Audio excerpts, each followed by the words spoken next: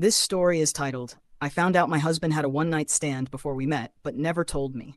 It feels like a lie by omission. Should I let it go or dig deeper? It was a rainy Tuesday morning when I first stumbled across the piece of information that would shatter the foundation of my marriage. I'm 52, married to a man named David, who I always thought was the most honest person I'd ever known.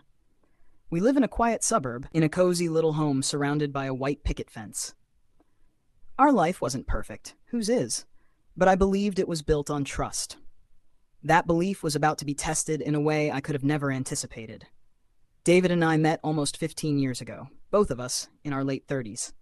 I remember how he'd sweep me off my feet with his kind smile and warm, inviting personality.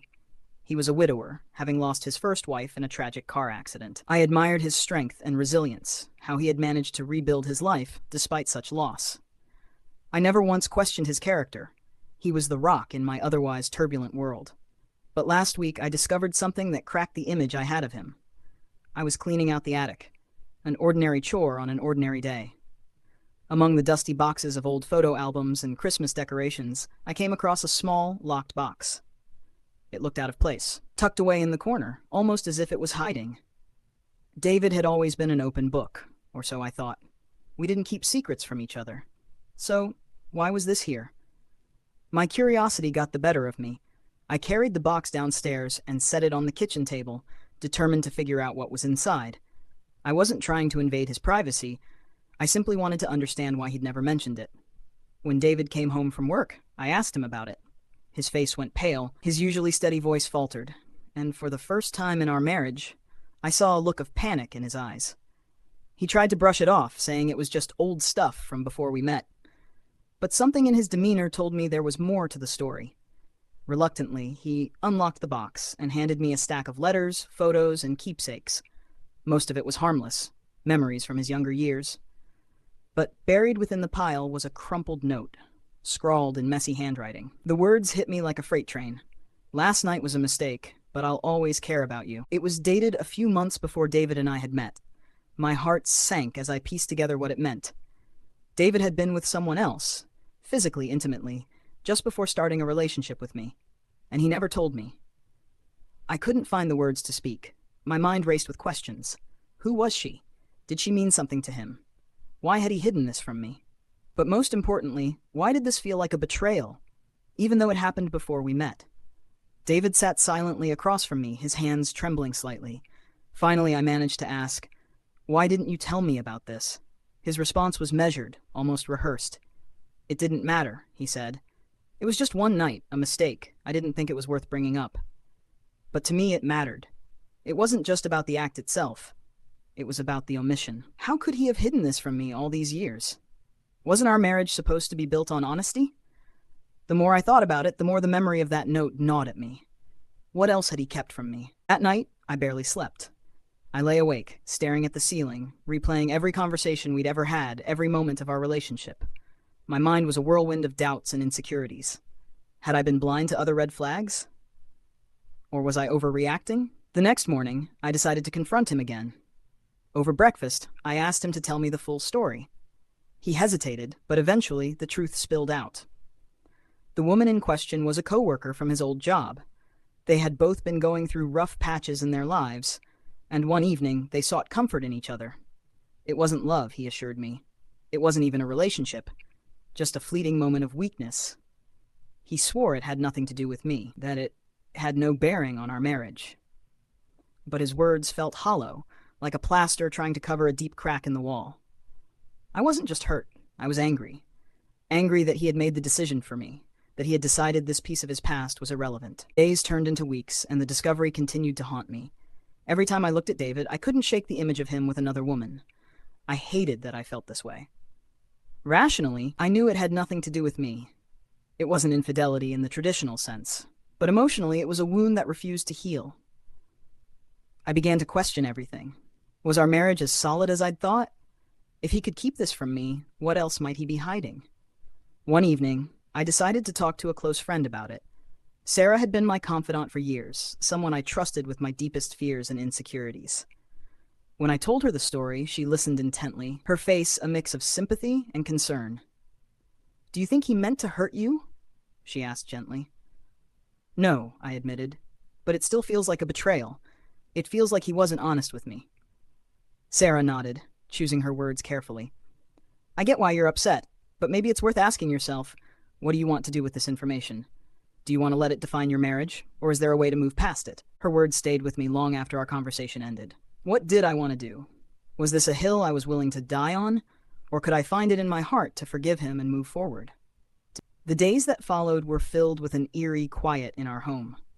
David and I weren't fighting, not in the traditional sense. There were no screaming matches, no slamming doors. Instead, there was a thick tension, a silence heavy with words unsaid. I'd glance at him across the room, and he'd meet my gaze with a look that was equal parts guilt and sadness.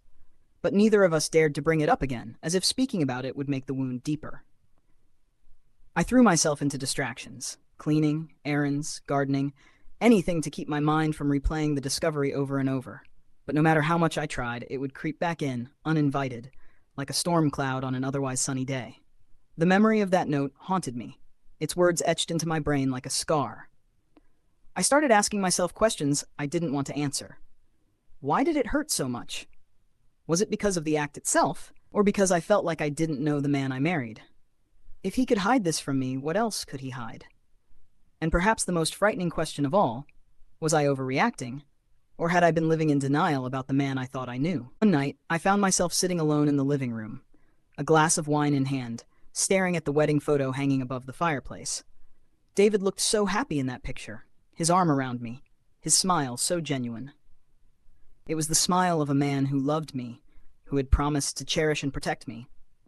But now it felt like there was a shadow over that image, a blemish I couldn't unsee. I couldn't let it go. I needed answers. Not just about the one-night stand, but about who David was, about whether I had been blind to other truths in our marriage. So I decided to dig deeper. The next morning, I asked David to sit down with me. I told him I needed to talk, and I wasn't going to let him brush me off this time. He hesitated, his shoulders tense, but he finally agreed. David, I began, my voice trembling, I need you to be honest with me. Completely honest. Is there anything else you've kept from me? Anything I need to know? He looked at me, his eyes filled with something I couldn't quite place. Fear? Shame? Regret? For a moment, I thought he might deny it all, insist there was nothing else.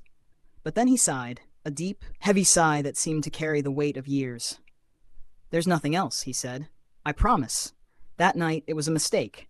I didn't think it mattered because it was before you, before us. I wasn't hiding it to hurt you. I just didn't want to bring it into our life. His words were earnest, but they didn't ease the ache in my chest. But you did bring it into our life, David, I said softly. By hiding it, you brought it here. And now, I don't know what to believe anymore. I don't know if I can trust you. Those words hung in the air between us, heavy and final. David looked like I had just struck him, but he didn't argue. He didn't defend himself. He simply sat there, staring at the floor, his hands gripping the edge of the couch. I don't know how to fix this, he said finally, his voice barely above a whisper.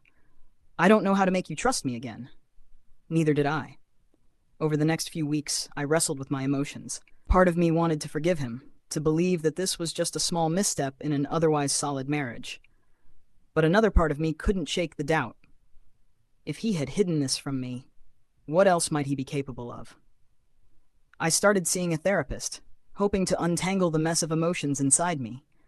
She helped me see that my feelings were valid, that it was okay to feel hurt and betrayed, even if the act itself had happened before we met. She also helped me understand that forgiveness didn't mean forgetting. It meant choosing to move forward, even with the scar still there. But was I ready to forgive? One evening, as I was sorting through some old photo albums, I came across a picture of David and me on our first trip together. We were standing on the edge of the Grand Canyon, the sun setting behind us, his arm wrapped tightly around me.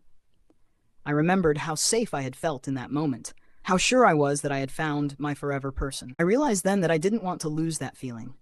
I didn't want to let one mistake, one omission define our entire marriage. But I also knew that things couldn't go back to the way they were. If we were going to move forward, we needed to rebuild our trust, brick by brick. That night, I sat down with David and told him how I felt. I told him that I was hurt, that I felt betrayed, but that I wanted to try. I wanted to find a way to heal together, to create a new foundation for our marriage, one built on honesty and openness. David listened, tears in his eyes, and promised me that he would do whatever it took to earn back my trust. He agreed to go to couples therapy, to have the hard conversations we had been avoiding for years. It wasn't easy. There were days when I wanted to give up, when the weight of the past felt too heavy to carry. But slowly, we began to find our way back to each other. I won't lie and say everything is perfect now. Trust is a fragile thing and it takes time to rebuild. But we're working on it, together. And if there's one thing I've learned through all of this, it's that love isn't about being perfect. It's about being willing to fight for each other, even when things get messy. If this story resonated with you, please like, comment, and subscribe. Thank you for listening.